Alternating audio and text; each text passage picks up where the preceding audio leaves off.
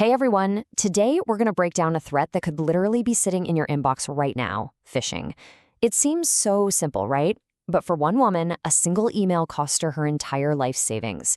So in the next few minutes, we're going to show you exactly how these scammers operate and most importantly, how you can spot them a mile away. So, here it is. This is the anatomy of a modern-day disaster.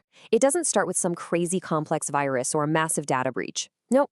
It all starts with something we get dozens of times a day, an email.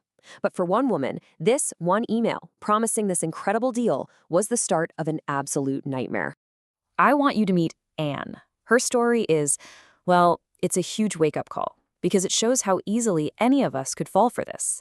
See, Anne's not clueless about technology. She's just a normal person who thought she spotted a great deal.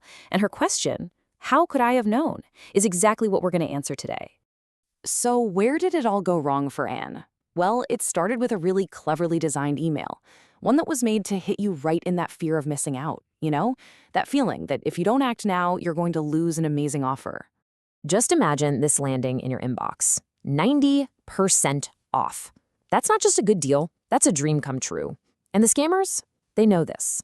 They take the name, the logo of a brand you know and trust, and they use it to get your guard down. For Anne, seeing her favorite store's name made the whole thing feel completely legit. On the surface, it looks like a golden ticket, doesn't it? But hiding right under that tempting click here button is a really sophisticated trap. So the big question is, how do you spot it before it's way too late? Okay, to spot the trap, we've got to think like detectives. Let's really dissect this email Anne got. We're going to put it side by side with a real one and find those tiny, subtle clues that just blow the whole scam wide open. Okay, now this is where it gets really interesting, because look how close the fake one is to the real thing. But look closer. The sender's email address is just a little bit off. See that? It ends in .biz, not .com, and it's got that extra secure deals bit in there. And the greeting, dear valued customer, so generic. These tiny little details, they're the cracks in the whole disguise. And this right here? This is basically the scammer's playbook.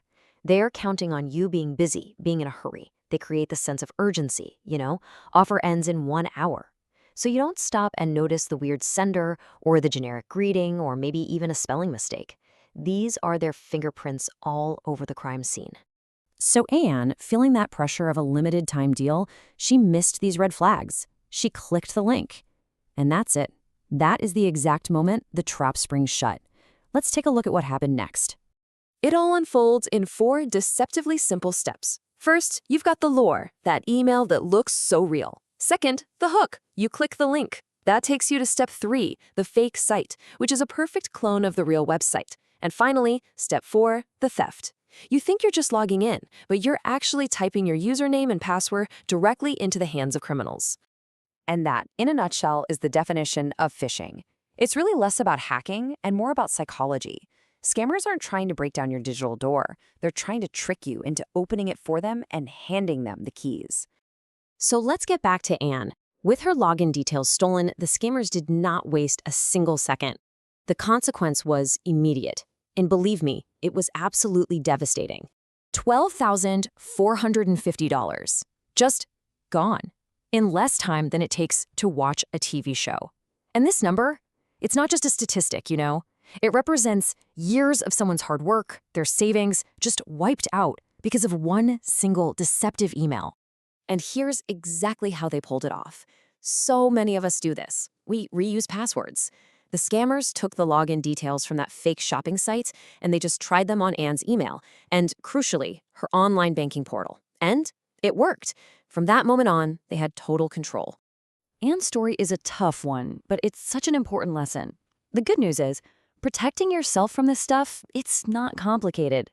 So let's pivot from the problem to the solution and build you a toolkit to keep you safe.